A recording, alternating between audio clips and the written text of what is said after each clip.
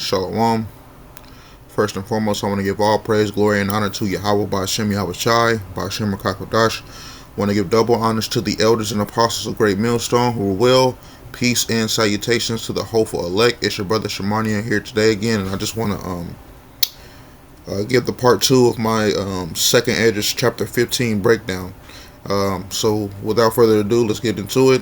Starting back at verse second Esdras 15 and 28, and it reads, "Behold, an horrible vision in the appearance thereof from the east."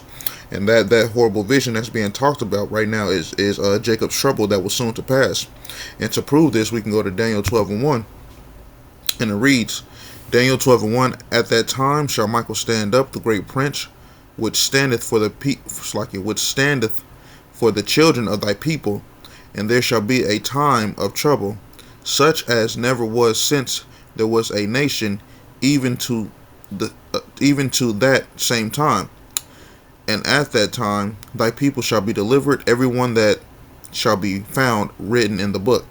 And basically, this precept is going into the times of Jacob's trouble are going to be so bad that the elect, Lord willing, we be a part of that number. The elect is going to need divine intervention from Yahweh Shem Yahweh Shai, because it's gonna be a really bad time during these times, with the destruction that's soon to come on Babylon the Great. And to also prove that, get Habakkuk 3.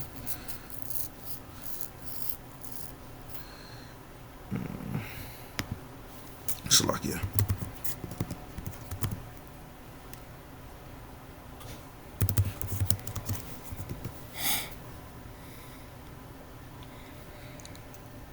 Habakkuk 3 and 8.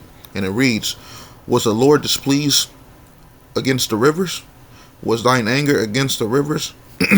Was thy wrath against the seas, that thou didst ride upon thy horses and thy chariots of salvation?" And this is basically going to that Yahweh was being asked, was he mad at the rivers and the seas because of how bad the destruction of America is going to be? You see, so we're coming into some very horrible times, man. This is why it's important to get right with Yahweh Shem Yahshua once you are presented with this truth. So going back to second Esdras 15 verse 29, and it reads, "Where the nations of the dragons of Arabia shall come out with many chariots, and the multitude of them shall be carried as the wind upon the earth, that all they which hear them may fear and tremble." Verse 30, "And the Carmenians raging in wrath shall go forth as the wild boars of the woods, and with great power shall they come and join battle with them, and shall waste a portion of the land of the Assyrians." Verse 31, "And then shall the dragon have the upper hand, remembering their nature, and if they shall turn themselves, conspiring together, and the great power that persecute them." And basically, these verses is talking about how Ishmaelites, they're not going to be, this is talking about the Ishmaelites. Now, when it's talking about the dragon in 31, this is talking about the Ishmaelites, not to be confused with that red dragon in Revelation. You see, continuing on, then these shall be troubled, bled, and keep silence through their power, and shall flee. And from the land of the Assyrians shall the enemy besiege them, and consume some of them, and in their hosts shall be fear and dread and strife among the kings, among their kings. Verse 35, "They shall smite one upon another, and they shall smite down a great multitude of stars upon the earth, even their own star, and the blood shall be from the sword unto their bellies." And verse 35, this is going into the destruction, because again, we're coming into a time where a lot of death is finna happen on earth, and during, like, again, it's a time for everything. And to prove that, I'm going to go to Ecclesiastes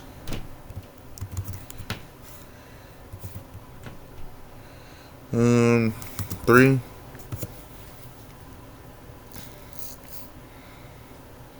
And it reads, Ecclesiastes 3, starting at verse 1, to everything there is a season and a time to every purpose under the heaven, a time to be born and a time to die, a time to plant and a time to pluck up that which is planted, a time to kill and a time to heal, a time to break down and a time to build up, a time to weep and a time to laugh, a time to mourn and a time to dance, a time to cast away stones and a time to gather stones together, a time to embrace and a time to refrain from embracing, a time to get and a time to lose, a time to keep and a time to cast away, a time to rend and a time to sue, a time to keep silence and a time to speak, a time to love and a time to hate, a time of war and a time of peace. And this is what's coming right, Shalakia. And you can see this happening. This is what's happening with the way that Donald is like really flexing his muscle right now. Here it is. We're 10 days into their so-called New Year, and this man is just on a rampage right now. He just showing, flexing his power, showing that sword, showing division. In verse 9, what profit hath he that worketh in that wherein he laboreth? You see, so again, we're coming into some horrible times, a time for war and a time for death, man. So going back to another precept I'm gonna bring out is 2 Esdras 16, because I can get this point right here in 23.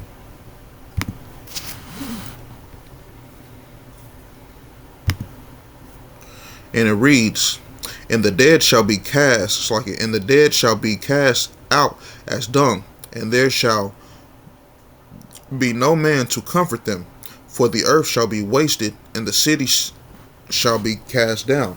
And again, the scriptures is telling you that mass death is about to come, and this is that horrible vision that's being talked about in Revelation. Not Revelation.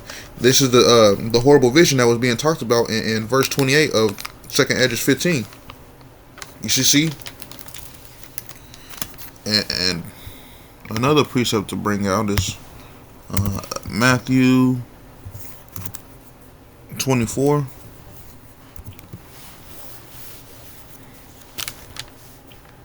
Start at verse 6.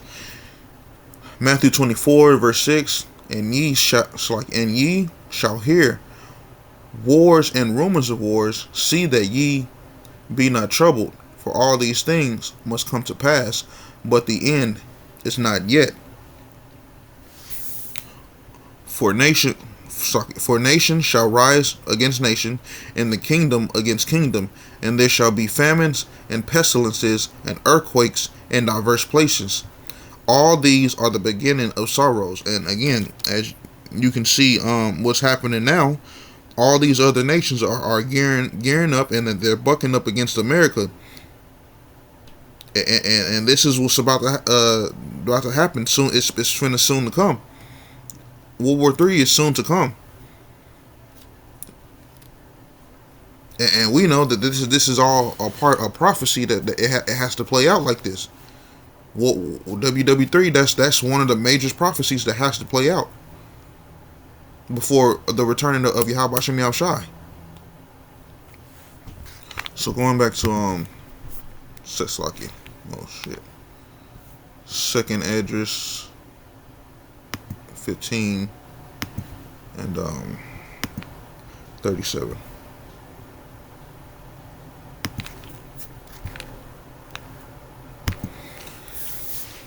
This is 2 Esdras 15:37, and it reads, and there shall be a great fearfulness and a trembling upon the earth, and they that see the wrath shall be afraid, and the trembling shall come upon them. And this is going into that that fear a lot. A lot of you people on the earth, that you're gonna have the fear of the Lord with what's about to come.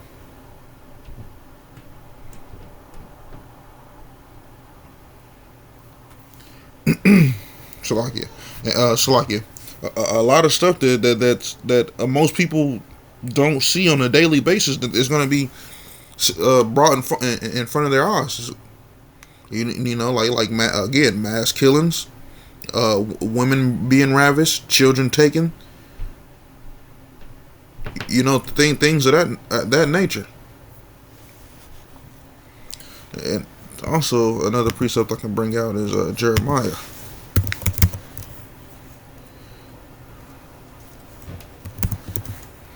In Jeremiah 30, I'm gonna start at verse 6.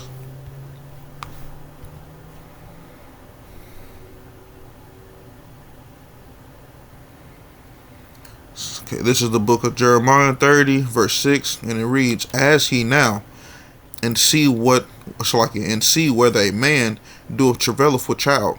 Wherefore do I see every man with his hands on his loins, as a woman in travaileth, and all faces are turned into paleness.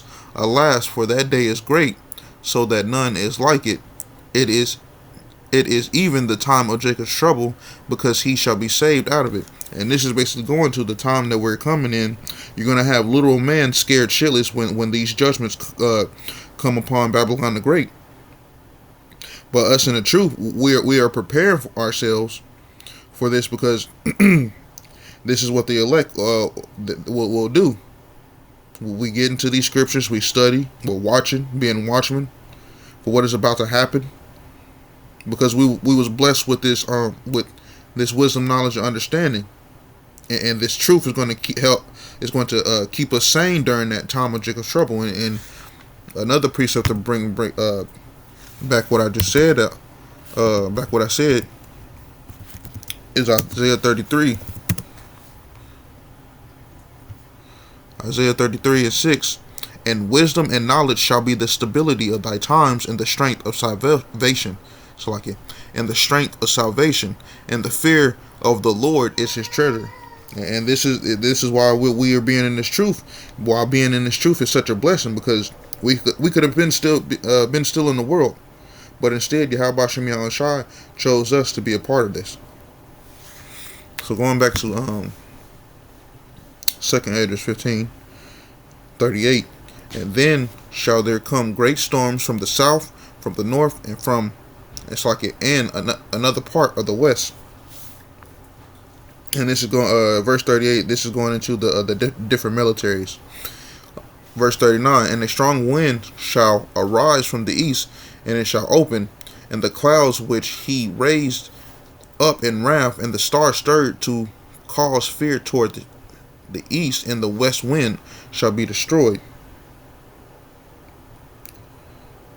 Verse 40, "The great and mighty clouds shall be puffed up, full of wrath, and the star, that they may make all the earth afraid, and them that dwell therein. And they shall pour out over every high and eminent place an horrible star. Fire, hail, and flying swords, and many waters, that all the fields may be full, and all rivers with the abundance of great waters." Like it. And so when it's talking about in 41, when it's talking about fire and hail and flying swords, that's talking about them ICB and missiles that will come. And when it goes into the great waters, that's talking about the armies. So going on to verse 42, and it reads, "And they shall break down the cities and the walls, mountains and hills, trees of the woods, and the grass of the meadows, and their corn." And this is talking about the how indiscriminate that the armies will be.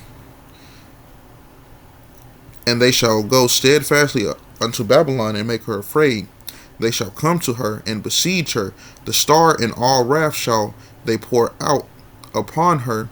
Then shall the dust and smoke go unto the heaven, and all they that be about her shall bewail her." And verse 43 verse 44, that star is representing destruction, which goes into the ICBM missiles again. And when it's talking about the dust and the smoke, it's speaking of a mushroom cloud, because the America is being hit by the missiles. And you can also another precept to back this up is Revelation 6.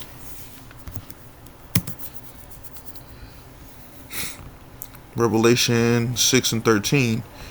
And it reads, "And the stars of the heaven fell unto the earth, even as a fig tree casteth her untimely figs, when she is shaken of a mighty wind.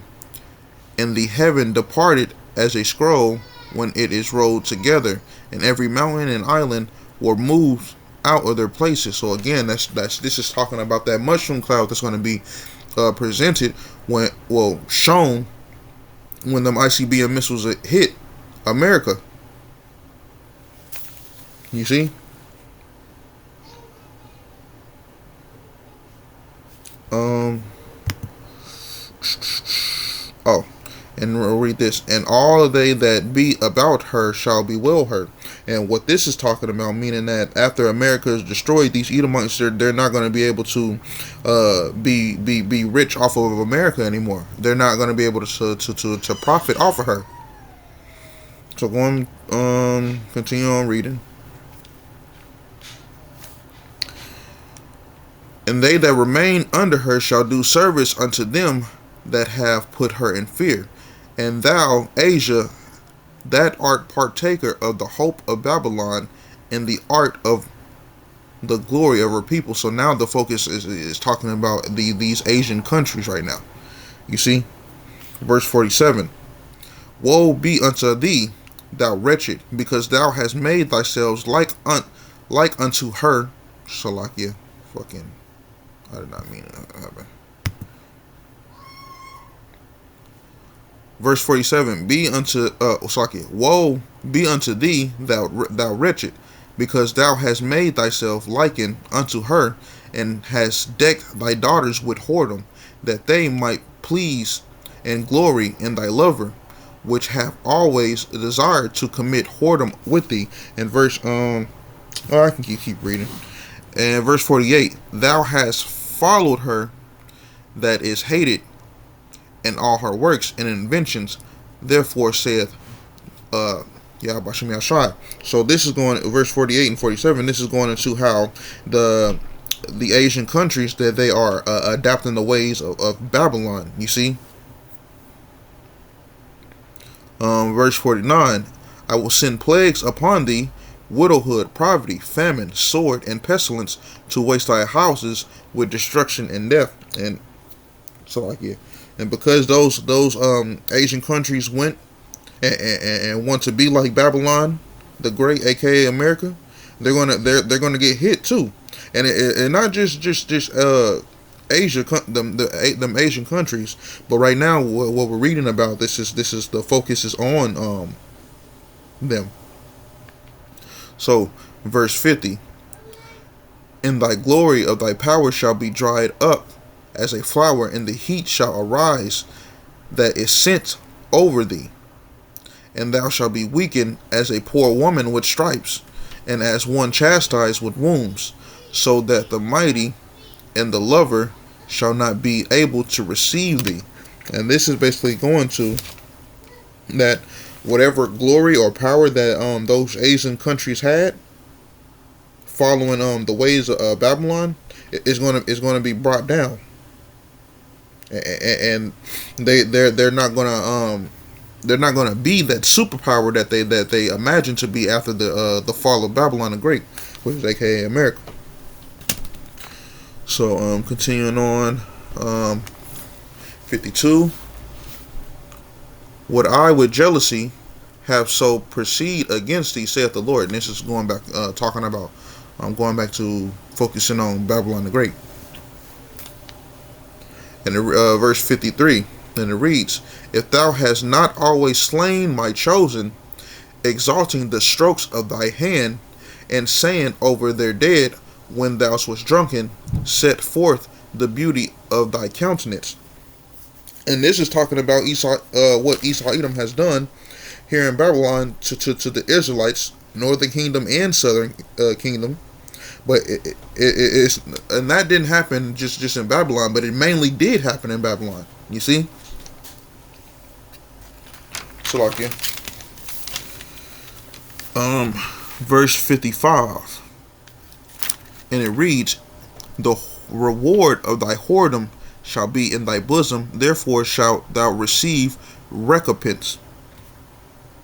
Like as thou hast done unto my chosen, saith the Lord Yahweh Shem Shai, even so shall power do unto thee, and shall deliver thee into mischief. And so again, all the things that Esau has done, Yahweh Shem Shai is going to return that to Esau Edom, and you can get that in Revelation to bring that out. Revelation 18.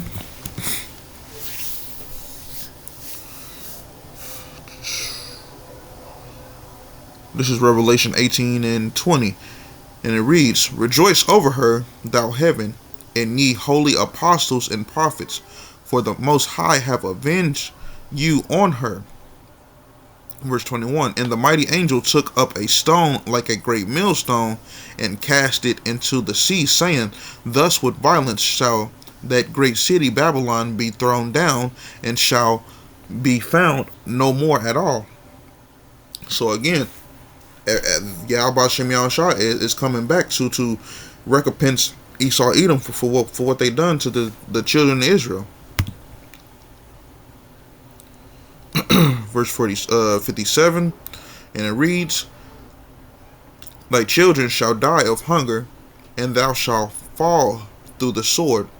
Thy cities shall be broken down, and all that shall perish with the sword in the field. And this is talking about them plagues that's soon to come to hit the earth. Verse 58, they shall be in the mountains, and they shall die of hunger, and eat their own flesh, and drink their own blood, for very hungry of bread and thirst of water. And this is talking about how the people, they're gonna have that mindset that if they go into the mountains, it'll seem more safer than being into these cities right now, because during that time of Jacob's trouble, you're gonna have martial law, things of that nature, troops just marching down the street. So people, they're gonna have that mindset of, oh, maybe if I go into the mountains, I'm gonna be safe. But what they fail to realize is that one, during it, they could run out of food. And the people that they're with, that they're gonna turn to cannibalism. You see, and again, this is what's coming to America.